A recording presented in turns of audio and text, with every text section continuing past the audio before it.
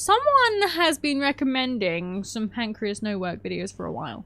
But I cannot, for the life of me, find the ones that were recommended. If there is some videos that you would like to recommend today, then obviously feel free to recommend them and I'll like jot them down really quickly. This one's Warhammer protagonists are terrifying. Dwarves are fun and silly. I played them like for one thing before, one stream before, and it was really good. I really enjoyed them, and then we switched to Chaos Dwarves. They were real fun. Age of Slaanesh. Mimi, Slaanesh, give me werewolf daddies and my life is yours. No, I'm not that easy. I hate what they did to Slaanesh in the end times. It feels like they want to push them out of the setting. Maybe they were just like, people are going too hard for this. I can't handle it. Warhammer has plenty of things in it that are absolutely terrifying. Even ignoring Warhammer horror, which I have on reasonably good authority, is a smart thing to do. Most people would agree that if you look at something like a Hive Tyrant, you're probably recoloring your pants brown. To say nothing of the Dark Eldar, who get the gold medal in Fates Worse Than Death, or the Vampire Counts, who are vampires and scary by default. Hard not to be frightening when you got ghosts in your army, you know? And of course, there's plenty of individual characters that are horrifying all to themselves. Conrad Kurz, Conrad von Karstein, both named Conrad, both completely insane, and both of them are tied for the last person you'd ever want to meet in a dark alley. Especially amongst the eviler factions, there's all sorts of horror to be found. But that doesn't mean it's just the bad guys that are terrifying. To be entirely honest with you, most characters you read about as the protagonists of any Warhammer story is terrifying in their own right. They end up at the thickest of battles, leaving countless dead in their wake, and by the end of it, they've done things that by all rights would make the average person terrified. And just because October is past at time of uploading doesn't mean we can't talk about some real scary folks in the setting. Horror is a year-round thing. So today, let me tell you about some of the standout characters and a few other things in Warhammer lore that if you spend a little bit of time thinking about them, you discover that they're worse than plenty of the things that already go bump in the night. But before we get to Warhammer time, tell me, do you like food? I would assume so, given that you are presumably a human being, and we tend to need to eat. If that sounds like you, then you could use Factor, the sponsor of this video. Factor is the premier meal delivery service.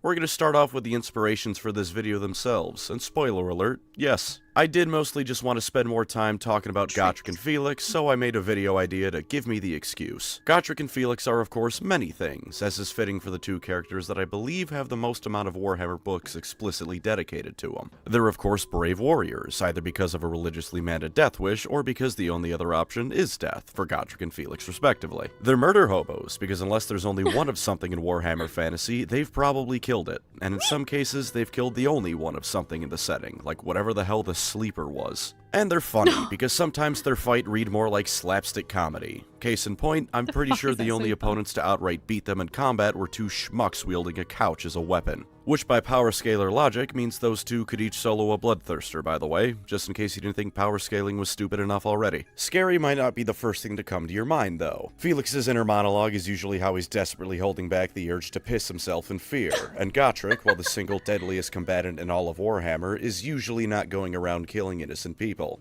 Usually. Don't interrupt him drinking, and that statement doesn't have to be a lie. Spoiler alert again, it's the thumbnail of this video, but the Scaven don't view them as the heroic icons of Warhammer fantasy. The Scaven, and Thanquil in particular, view them as bringers of death and destruction wherever they go. There's never been an exact body count for the amount of really anything this pair has slaughtered, but with the Scaven I can guarantee that between direct combat and as a side effect of their doings, it's at least in the 5 digits. Picture you're a clan rat during a battle this pair are in. You're of course afraid, because all Scavens are cowards at heart, but it's the baseline level of fear that the Scaven always operate at. Afraid of the rat behind you stabbing you in the back, afraid you won't be able to successfully stab the rat in front of you in the back, and afraid one of the man-things might get a shot off at you too. But all things considered, you're surrounded by other rats to take the hits for you, and the finest horrors of Scavendom are assaulting the no-furs. Everything should be okay. Then seeing pictures like that makes me want to build a diorama in my house. Sorry. I've never read any of the Gotrek and Felix books yet. I want to, but I want to start from the beginning, so I've got to find out what the first ones are and go from there. I want to do it in chronological order just in case I missed something. Are they really that tough though? Because I know they're like famous, but are they like tough? You know? Definitely could be an interesting stream to read some of the books. So I've got a bunch of Warhammer books, and I have for a long time thought about doing just like streams where I read some of them, or maybe not even the whole ones, just like bits of them, so you guys can like try it out, I guess, before you buy. In the beginning, the Warhammer universe was created, and Gotrek was pissed about this. He was just angry it existed. Yes, Gotrek is the Doomslayer of the Warhammer universe. I've heard, but it's like... A lot of these things seem like very over-dramatized, you know? My friend took me out to a game store over the weekend, and now I keep looking at Warhammer models thinking, but it would be really cool to have my own little group of plastic dudes. Everyone needs a bunch of plastic dudes in their life. Yeah, not sure how that will work with copyright though. They are games like there is a category on Twitch where you can read books. I've seen some other people doing it. It's a gray area because at the end of the day it is copyrighted material. But I don't know. I don't know. It's one of the biggest reasons I haven't done it because I'm not 100% sure. ASMR Mimi book reading, and so Gotrek swung his axe. Meep. Do you guys remember when I sort of wanted to dip my toes into ASMR before? Realized it was actually really fucking hard. Recorded one thing, thought it was shit, and then never did it again. You start with a group of plastic guys, and you might end up with 10 armies. A slippery slope. It is. It is. A lot of people One of those weird orange-haired dwarfs starts them. cutting his way through entire formations of rats at a time. Every swing is at least one dead Scaven, usually 2 or 3 at once. You're getting closer and closer to him, or rather he's getting closer and closer to you, and you're realizing that the concept of exhaustion seems to be afraid of this dwarf too, because he isn't slowing down. Suddenly a cart barrels through the area you're fighting in, with a rat ogre hot on its trail. Perfect. Once the rat ogre takes care of the dwarf and the blonde human on the cart, it'll turn around and kill this dwarf. Then the human chucks a bomb down its throat, blows it up, and then leaps off the cart and starts killing rats too. This happens in the series. Slightly exaggerated on my part, I admit, but I'd wager that's how it looked from the Scaven viewpoint. There's a reason that when Gotrek showed back up in the Mortal Realms in AOS, Thanquil's reaction wasn't to ask who he was because he forgot, or to casually dismiss him as some relic that can't stand against him nowadays. No, Thanquil freaked the hell out because that's Gotrek Gurnison, and just because he's missing his taller half doesn't mean he's any less of a monster. If anything, you can argue that he's worse now, because his moral compass didn't quite make it to the Age of Sigmar with him. Even other good guy factions view them with no small amount of fear. For Gotrek, as I've said before, he made Teclis freak out. The guy could blow up cities with a thought, and the moment he looked at Gotrek and that fancy axe he was holding, he started being a whole lot less dismissive of his newfound companion. If it was Gotrek in the Immortal Empires trailer at the meeting instead of Thorgrim, the word short wouldn't have left that elf's mouth. For Felix, it's a bit more of a low-key thing, and spoilers for one of the later Gotrek and Felix books. I think it was Elf Slayer, but I don't remember exactly, because when you read 18 books and 6 omnibuses within the span of about a year, the specifics tend to meld a bit in your brain. When Felix met Max Schreiber again, it had been no small amount of years. Naturally, Max had aged, because being a wizard doesn't mean you don't grow old. Felix looked identical, though, and when Max pointed it out, Felix at first thought he was just being polite. But Max insisted with no small amount of concern that, no, Felix, you look exactly the same as you did over a decade ago. In the settings of Warhammer, someone magically not aging is cause for worry, because there's probably something sinister going on. Felix, as it turns out, had stopped being a completely normal human being at some point in their journey, or was being kept alive by the powers that be for an unknown reason. One of those things is true, both are scary to consider, and I'm not going to tell you which is true because you should go read the goddamn books yourself. They're really good. Beyond that, a lot of the praise Felix gets comes from what I assume extreme circumstances preventing it from becoming a bit horrifying to onlookers. During the final book, Felix doesn't quite understand why the humans traveling with them are so insistent that he's some heroic figure. Sure, he's taken down some pretty nasty chaos monsters and warriors, but Gotrek did most of the work. It just didn't factor in that most people are getting cut down, Gotrek or not, and he really is just a badass. But now let's imagine that scenario without the end times to give it context. You're some Imperial state trooper, which means you're a random schmuck given a spear, a helmet, a chestplate, and some other armor if you're lucky. Your squad's under attack by a Chaos Warband, but just before you get obliterated, Gotrek comes in and takes the leader head on. Felix, meanwhile, cleans up the rest of them and then offers you a hand up. From your perspective, it isn't that gif of Mercy showing up to save the kid in the rubble. It's this grimy dude who looks halfway feral from the adrenaline coursing through his veins, reaching down for you after he cut down some of Norska's strongest insane asylum escapees. You probably aren't going to be feeling hero worship or awe. You're going to be feeling the need to curl up and pray to Sigmar that you finally wake up from this nightmare. And remember, Gotrek survived into AOS in the realm of chaos. He fought so long and so hard that eventually demons stopped attacking him. In his own words, they grew bored. But tell me, do you think that even if the other 3 chaos gods stopped, that Khorne would pull back from a fight like that? I don't think so.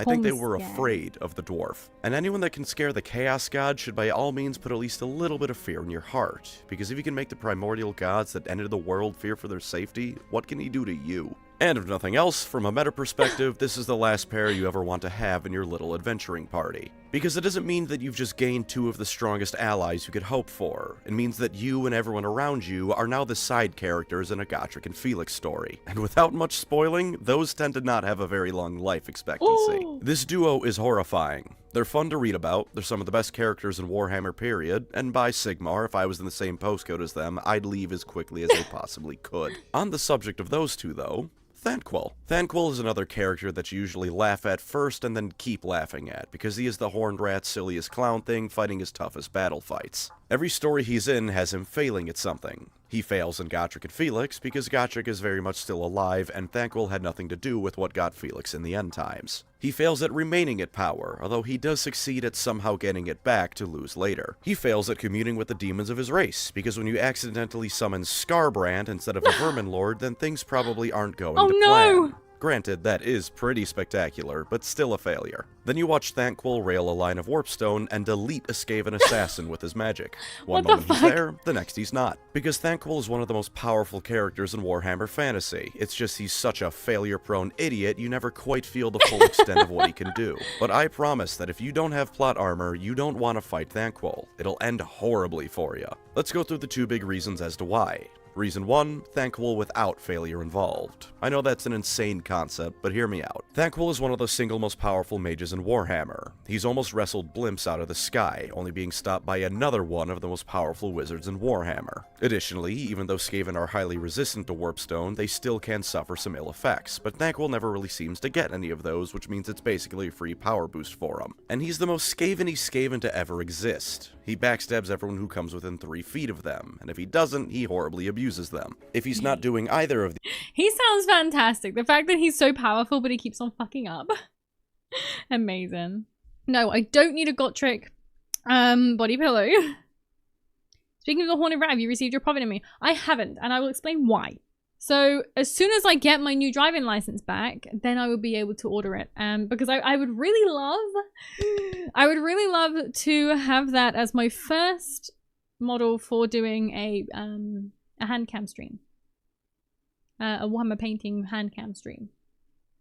Because I think that would be an absolutely fantastic model to be doing on stream. It will give me the drive to actually fully paint it and maybe like make an effort with the base as well and stuff like that. So yeah, so unfortunately I haven't got it yet because my driving license expired, and that's how I discovered that my driving license was out of date.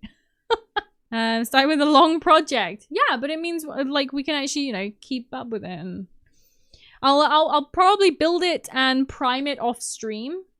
So I can actually get to painting it and everything. See, Great Horned Rat blessed you with the knowledge that your card is expired. Yeah, yes, that's true. That's true, yes. Hello, Mom. This is the plumber you hired to install your UUH. What was it? Ass Crack Purger 9000. The B-Day thing. Ooh, it's done. That'll be €200. 200? You guys think that's how much a plumber would charge for fitting a bidet? If only it was only $200. They charge some shit. But thank you, Mr. Plumber. I appreciate it. Now we'll have the cleanest ass. Oh no, but I don't have that kind of money, Mr. Plumber. Oh, my husband's at work, Mr. Plumber. However will I pay you? No, it's not a porno. It's a stream. Anyway, science, it got a little bit sidetracked. Things, it just means that he isn't in a position to do it at that moment, and he'll sure as hell try later on. All that power in the palm of the world's great. Ass Crack Purger 9000 was supposed to be installed in the cult quarters. We will sort this out for you, madam. Yeah, so you're only gonna get paid half now. You're not gonna get paid the full price because now it's basically second hand. Because you're gonna have to refit it somewhere else. It's not just for me to have the squeakiest, cleanest behind. The whole cult have to have a non-stankified ass. What the fuck am I talking about? I'm so sorry. Oh man, here we go. Megalomaniac. Whenever he's around, people are dying. And he's incredibly influential too, like I said. Sure, it waxes and wanes as he fails and then BS's his way back into power, but at any given moment, Thanquil can probably afford to throw the worst of Scavendom at you. So even if he doesn't get you because you're a blank from 40k that got lost in fantasy or AOS, Bone Ripper version 40,000 probably will. But what about when he's failing? Well, he's even scarier. Failure for most people is usually bad for them. Sometimes people fail in ways that harm others, but usually it's just bad for you. You fail a test, so your grade goes down. You fail some task or other at work, so you have to spend more time working on it, and there might be other penalties. Thanquil fails, and then a whole bunch of dwarfs and Scaven have to deal with Scarbrand. Thanquil fails, and the Iden and the Thiepkin have their existence revealed to Nagash, as well as millions of Scaven being drowned. Thanquil fails, and everyone in the area but Thanquil have to deal with the consequences. Thanquil is scary both because he's incredibly powerful when he needs to be, and because everything he does is like a Tom and Jerry skit if it played out in real life where we don't have cartoon physics. Turns out when an anvil falls on your head in the real world, you just die. But moving into 40k land for a bit, how about we look at the Primarchs? Any of them, it doesn't matter. They're all mind-shatteringly terrifying, from Guilliman and Sanguinius to Angron and Kurz. One of the reasons also applies to Space Marines themselves, so let's talk about that first. Transhuman Dread. I'm not 100% sure, but I'm fairly sure that it's an unintended side effect of the Space Marine's creation.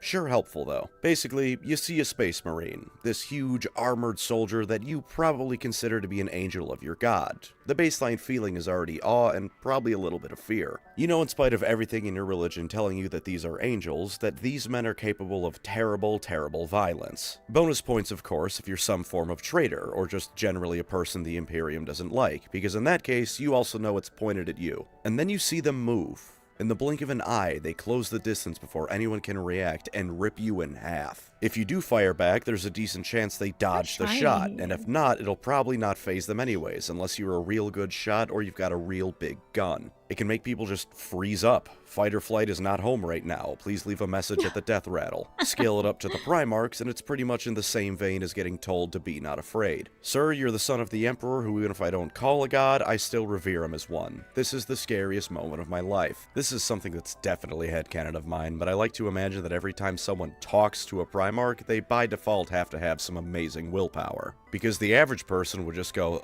Primarch, and just blue screen. If you know about the origins of the Primarch, then yeah, this makes plenty of sense. They're pieces of the Emperor himself, with each of them embodying something about him. And of course, if you think that whole Moloch business is true, then there's also some chaos juice in there that the Emperor took to help make him. Even if you don't know about those things, they're still coming into play. You just don't fully grasp the reason you look at the really tall guy and suddenly feel unworthy of continuing to breathe. Alternatively, you can picture it as an almost sort of overflow error. The awe and reverence you feel goes over the limit and it turns into terror. And while they're of course born of humanity and have very human traits, they're also fundamentally inhuman, because there isn't a single natural thing about the Primarchs. They were created in a lab using the pinnacle of genetic science available to mankind, and the magical knowledge of the eldritch horror that is the God Emperor. You don't need me to tell you the Emperor can be scary. He eats 1,000 people a day. You don't do that and not be at least a little bit scary to most people. But a lot of people talk about the Primarchs and only ever really call the obvious ones scary. Kurz, Angron, the big bad boys who helped ruin everything even more than it already had been ruined. Which is fair, those guys definitely have a leg up in the field of making me shit my pants, but the very existence of the Primarchs is horrifying. From an in-universe religious perspective, it's like I said. Be not afraid? Sir, I'm terrified. From a meta perspective, there are a million different laws, both natural and man-made, that they surely break with their existence. Though not always jump scare scary, the Primarchs are horrifying. For every reason you can think of that someone would be unsettled by a Space Marine, multiply it by 1,000 for their fathers. For some less spectacular, but still certainly unsettling people, the Eldar. All of them. This is more of an in-universe thing, but even though I love them, I have to admit I'd probably also be unnerved by an Eldar if I saw one. I of course would get over it and immediately resume my normal tendencies, but at the first meeting, I too would be a bit freaked out. Remember that as much as the Eldar are elves, they're not Legolas. For starters, they are truly beautiful. That's not to say Orlando Bloom isn't a handsome fella, but the Eldar are on another level. The most beautiful race to ever exist. Too beautiful, even. The Eldar— Too beautiful. It's like that cat from over the hedge. I am so beautiful I cannot breathe. Sorry. It's a wolf. It looked like a bear. And I know they're probably the space wolves, but maybe he just couldn't find a wolf that day. He's like, I didn't have time to prepare. Ave Dominus Nox. It's the second time you said that. He eats more than 1,000 people a day now. I don't believe he's actually eating them. I think it's just... I went on this rant before. I don't think he's actually an entity anymore. I think they just want you to think they are. I think he is. And they're actually just taking them and killing them or using them for, like, fuel or something somewhere. Have you ever tried roasted dwarf? I haven't, actually. I believe that would be frowned upon. Every time Conrad curses on screen, I have to. No, he manifests in the warp and has had a convo with Gilliman. Fun theory, though. I don't think he's a thing. I think instead of just partially dying and leaving his soul to, like, fuel the warp, I think he's just gone. You know? I think he's gone. I think they just want you to think that he's still there to try and control you. If the Astronomicon works and the Emperor is alive, when it dies, it's all fucked. I don't believe it! I refuse! Until you give me solid, firm proof, I will refuse. I know it's heresy, but I'm a demon. What do you expect? I refuse! What do you think? Powers of miracles of Scissors and Gulliman. Think it might be Zinch having a laugh? I don't know. Haven't learned about that stuff yet. But I don't believe that he's fueling all that stuff. You can have magic without having the Emperor sat there, like, jerking you. You know? Like... Anyway. There aren't supermodels. They aren't the love of your life who in your eyes is the most beautiful person ever. They aren't even time to open up a private tab kind of beautiful. They're so beautiful it loops around to be unnerving. Like they scaled up out of the uncanny valley but then forgot something and turned right back around. Imagine an anime character in real life, but they still have the proportions of an anime character. Depending on how the Eldar are being portrayed, that's what it is to look at one. This one admittedly isn't always the case, since many times in official art they are just hot person with pointy ears, but sometimes they are portrayed this way. They move in a way we see as wrong too. It's like flowing water combined with how a cat moves, as if it's both effortless for them to walk and as if they're a predator through and through. A creature born to be the top of the food chain, one that will always be a predator and only isn't devouring you alive because you're 10 times bigger than it. You can tell I'm more of a dog person. They don't just walk over to say hello, they appear at your side. You see movement, you register they've gone from point A to point B, but they didn't walk over. It's unsettling. Not perhaps outright scary, but much like their beauty, it registers in your brain as something fundamentally incorrect as to... Their helmets kind of don't match the rest of their armor. You know what I mean? It's like they took a section of a Space Marine's armor and then just like stuck their helmet on it. It doesn't really suit it. How something so human-like should move. It's like the building up to a jump scare. Whether or not one comes, you feel uneasy. Watching them converse with each other would also be unsettling, because they don't even need to talk to do it. The Eldar can have an entire conversation with subtle gestures, all without a single word. Aside from probably being a handy skill to have in the thick of combat, I really do think it'd just be unsettling to watch happen as a human. It'd be like being the only person in a D&D party that doesn't have access to the message cantrip. Everyone else is speaking in their respective minds, because why not? But you, the poor bastard who didn't pick a wizard because someone needed to be the tank, just watch your friends blink and occasionally furrow their eyebrows before they announce the next plan of action. I'm speaking from experience on that one, by the way, although I wasn't the poor bastard. Wasn't quite an all-wizard party since it was Star Wars, but turns out when all but one party member is a Sith, then one person has to miss out on the rebranded D&D spell. In combat, they put that inhuman grace to warfare, and an Eldar invasion is shock and awe at its highest extent. Remember how I said Marines cause transhuman dread in part because something that big and bulky shouldn't be moving that quickly? The Eldar move faster than the Marines. Before you yell at me, go look at their respective tabletop speeds. Space Marines can cross a battlefield before you can finish blinking. The Eldar do it before you can start. So suddenly everything's on fire, your squad's dead, and just as your brain finally processes what the hell is happening, you've a sword through your gut and the Eldar that put it there is already leaping to the next target. And of course, they're all magic, or at the very least, they all have the potential to be magical. From humanity's perspective, this comes with all the baggage that sort of thing comes with in Warhammer. As far as humanity is concerned, every psyker's a time bomb. Sooner or later, it'll probably end badly for them and everyone around them. Now an Eldar party comes along and, oh look at that, you're surrounded by psykers. Ultimately though, the real reason the Eldar are so unsettling comes from the fact they look so human.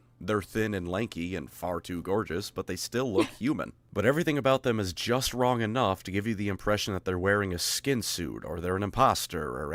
That sounds very creepy. I have read some books about, not the Dark Eldar, because it was fantasy. I can't remember. They were like underwater elves, I think. They had a very, very similar description for the way they move and stuff. They have a shoulder pad on their head. It looks like it, doesn't it? It's a style choice, really. Eldar armor is bone armor. They carved that from... Ooh. I agree. I don't think he's eating them. Clearly they're being pureed and he's drinking them. That's just a howling banshee. They have a weapon called the Banshee Scream built onto their helmets. The other aspect warriors have different... Oh, okay, okay. Edenith Deep King? Yeah, I think that's the ones. I think that's the ones. One of the only factions in Age of Sigmar I actually like. It might have been a Sigmar book then. I can't remember. I have a combination. I have some Sigmar books and I have some fantasy books. Edenith Awesome? They are. They're very cool. Are they actually soulless?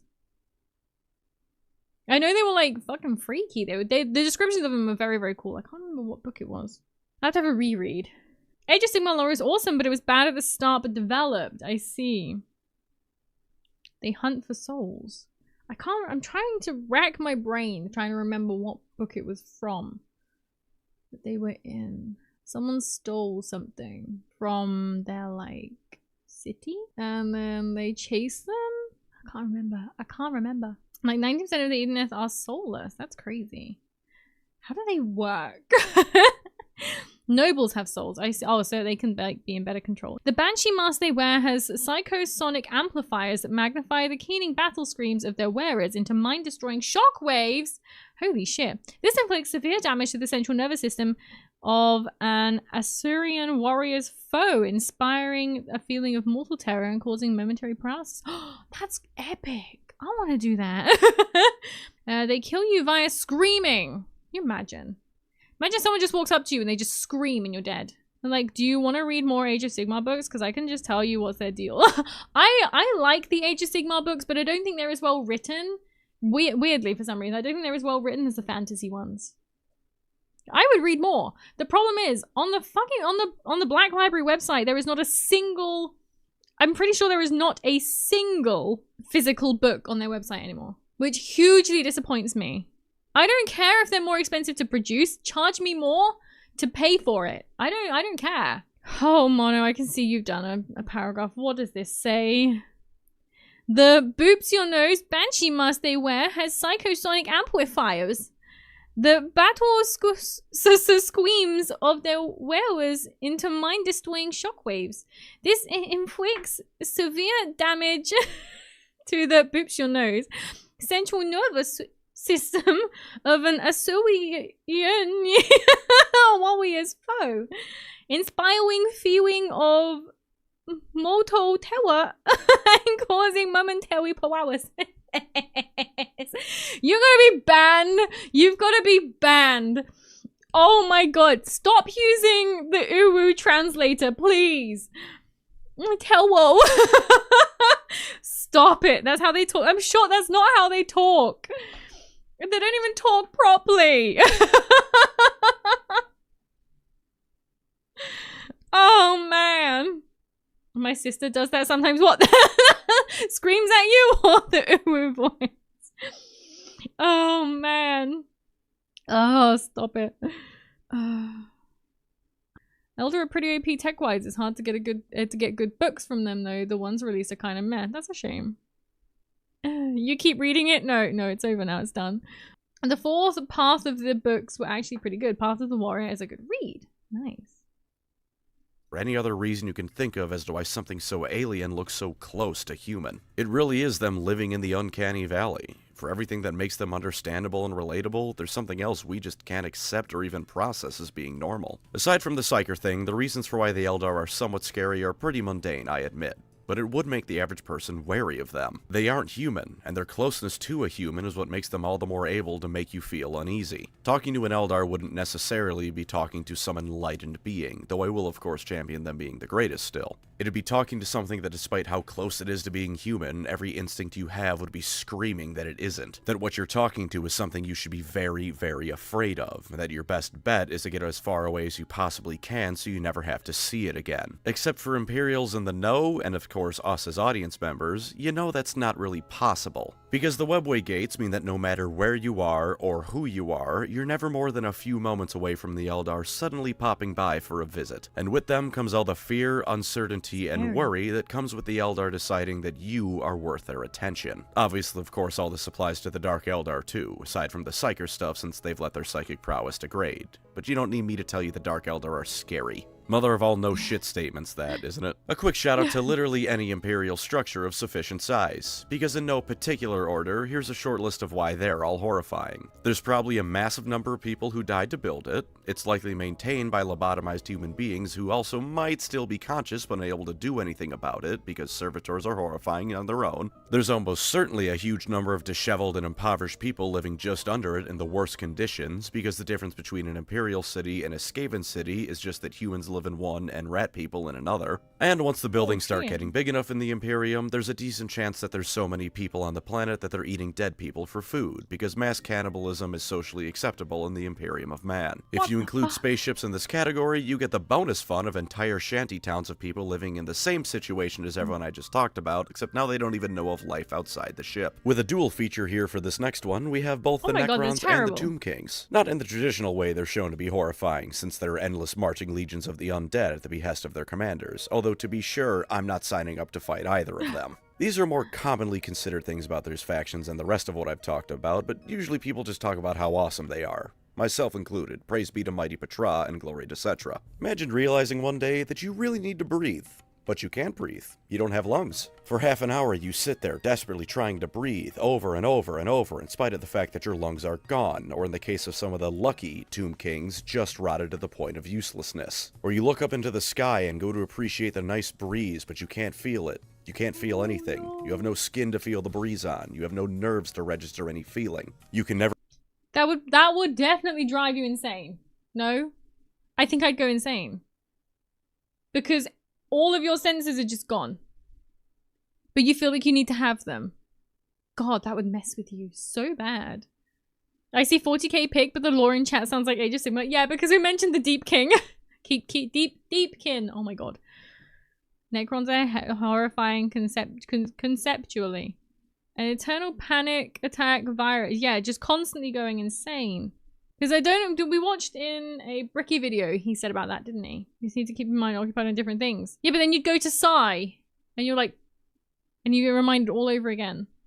Never feel again. All you have is either cold hard circuitry or desiccated organs or even just your skeletal structure animated by magic cast by your nation's greatest enemy. There is nothing for you again like this. No food, no enjoying a warm shower, no cold breezes. For the vast majority of them, there's nothing except maybe the barest remnant of their former selves. Necron warriors retain the barest sense of animalistic fears, which is granted likely just to justify them having a leadership score. But the end result is that for the vast majority of Necrons, the only thing they're still capable of feeling is fear, and they almost never even get that. For a Tomb King's example, potters will mindlessly sculpt clay as they once did in life. They don't know why, they don't have a true end goal, be it as their job or hobby or whatever. They just do it because all that's left is dust and echoes. And for both, this existence will never end. The Necron's reanimation protocols can fail, but this is either an incredible rarity or requires incredibly specific circumstances to reliably make them fail. Over and over again will a Necron be thrown into battle at the command of their masters. Over and over again will the pointless infighting of their dynasties take place. For the Tomb Kings, Nagash's magic was so powerful that there is no end to them. It twisted the sacred rites that buried the kings and ensured they never stopped coming back. And for the common soldiers, it's a mix of the mortuary cult's magic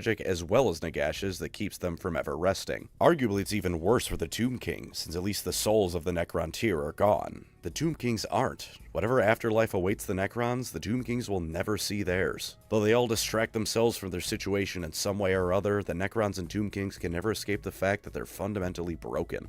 They've lost their lives, and they will never know peace. Once again, this isn't jump scare horror, and looking from the outside in, you might feel more pity than terrified. But to be placed in the body of a Necron would be to sacrifice all feeling, all creativity, everything that makes you, you. To become a Tomb King is to know nothing but the endless desert winds stripping away at your bones for all time. It's a good thing that the Tomb Kings at least still have their skeletal mouths, because all they can do is scream. And for one last bit of horror that you might not expect to some of Warhammer's factions and characters, let's bring it back down to the individual level, and mix it with a time-honored tradition I've created for this channel.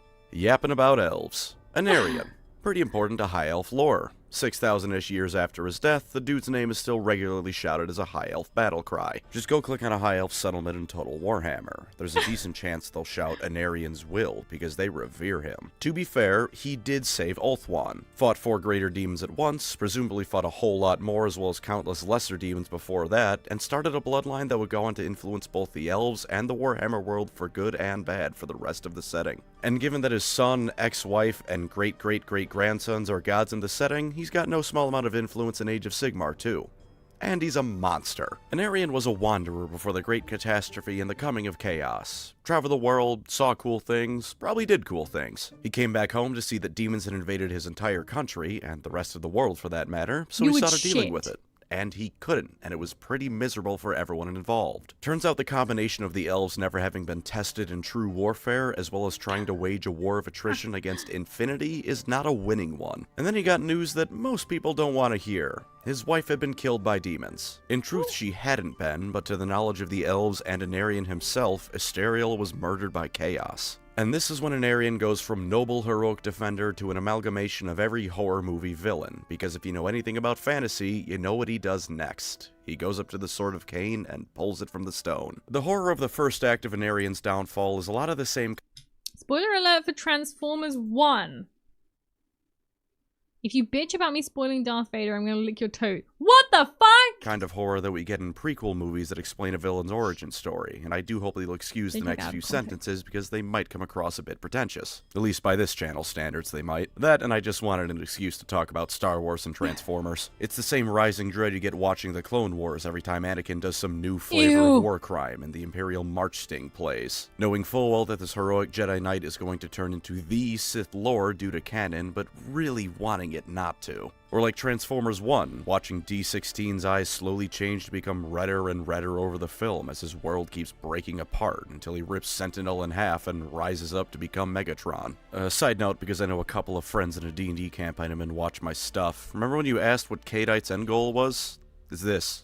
The droids will be free. But ignoring homebrew D&D nonsense, that's the horror of Aenarion at first, and interestingly enough, it's addressed in the setting as such. Everyone from his best friend Kalidor who saw his future, to the Elf Pantheon, to the Chaos Gods themselves were telling him that grabbing the sword is full stop not worth it. It is going to curse you and your bloodline forever, and for the love of God, stop what you're doing right now. But he was so filled with rage that most people who might have gone to talk to him just stopped and couldn't even meet his eyes. Can you imagine looking someone like that in the face? What else but fear would you feel when confronted with a man who was so filled with hatred and malice that he ignored the warnings of every god in the setting except for maybe Cain when they told him this was a bad idea? Because at that point you aren't talking to a dude, you're trying to talk down the Doomslayer with pointier ears. Whenever someone normal interacts with him, you can see the fear in their eyes. That was Aenarion at this point. And then he draws it and becomes more traditionally horrifying. For similar reasons to Gotrek and Felix, honestly. Oh, sure, hearing about the noble hero take on Chaos Warriors brings the High Elves hope and courage. But seeing this twitching, frothing madman rip apart a Keeper of Secrets before looking around with hate in his eyes is a different feeling to hearing about it. Aenarion fought the demons of chaos in the same way Pellinal Whitestrake fought the Aelids. He obliterated them. The Sword of Cain almost completely corrupts anyone who wields it.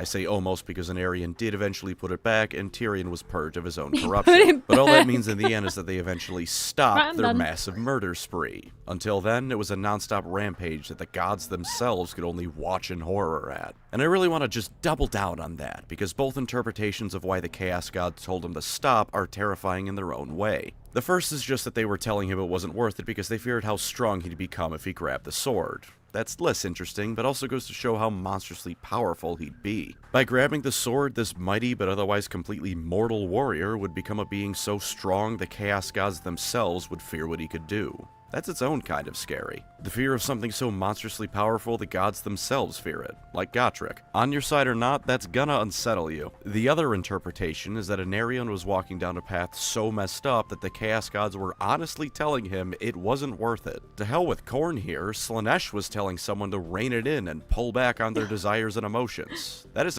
You know you're too far gone when Slaanesh is like, dude, can you chill? Dude, like, can you chill, please? Like, this is too far. You're going too far now. I must keep myself very busy, or else the desire to breathe gets loud.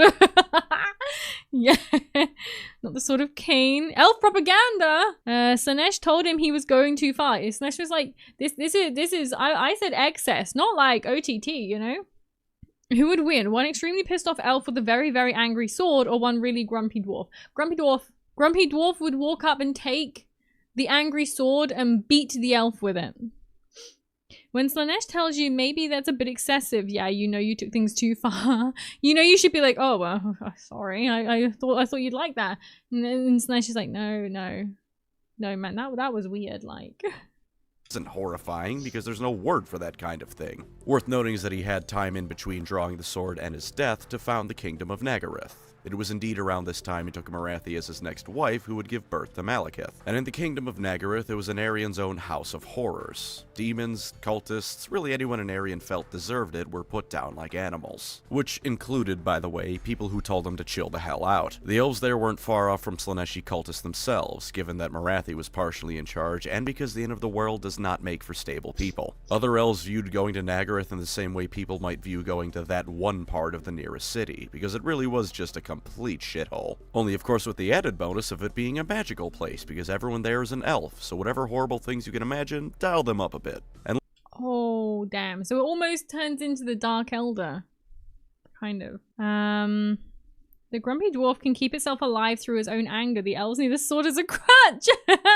They need an anger battery. And let's not forget the lasting legacy of Aenarion's decision. In his grief-fueled rage, he indirectly caused pretty much everything horrible in the Warhammer world going forward. The Elf Civil War, the War of the Beard, Nagash, everything that snowballed from Morathi and Malekith being awful themselves stems from Aenarion's act here. That's the kind of realization that will make any in-setting historians have a Darkest Dungeon-style mental break. Aenarion checks off pretty much every tick you can think of for why he's scary. Jump scare scary, dreadful scary, horrific scary, I mean different things with all of those, I promise. This man, arguably more than any other, was the ultimate reason you can trace all the evils of the Warhammer world back to. Because while yes, the Dark Elves are the ones more directly behind a lot of it, you don't get Dark Elves if Aenarion doesn't pull the Sword of Cain. And while it isn't entirely Aenarion's doing what happens next, I feel I should mention a little bit of Age of Sigmar here. When Morathi was ascending to godhood, she needed the bits of Osirian's power within the Phoenix Kings that Slaanesh had eaten. She consumed most of them with little difficulty, but when she got to the first and last, she hesitated because even after all this time, she still felt some small bit of genuine love for her husband.